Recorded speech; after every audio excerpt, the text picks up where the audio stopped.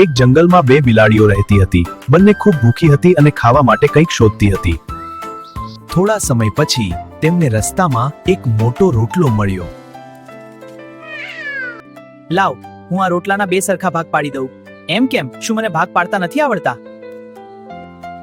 રોટલો લાવવામાં જેટલી મહેનત તને પડી હતી એટલી મને પણ પડી હતી. થોડા સમયમાં બંને બિલાડી લડવા તૈયાર થઈ ગઈ. અરે અરે, તમે બંને કેમ લડો છો? બંને બિલાડીએ પોતાની વાત વાંદરાને કહી. આમાં તો કોઈ મોટી વાત નથી. હું તમને રોટલાના સરખા ભાગ કર્યા. વાંદરાએ રોટલાના બે ભાગ કર્યા, પણ એક ભાગ થોડો મોટો હતો.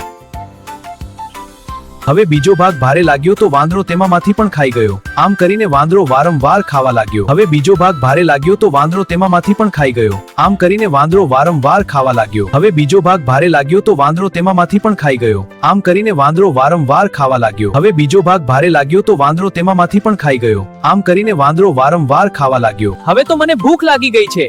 મારી મહેનતનો ભાગ તો મને જોઈએ. બંને બિલાડી ખૂબ પસ્તાઈ ગઈ, કારણ કે તેમના ઝઘડાથી બધો રોટલો વાંદરે ખાઈ લીધો.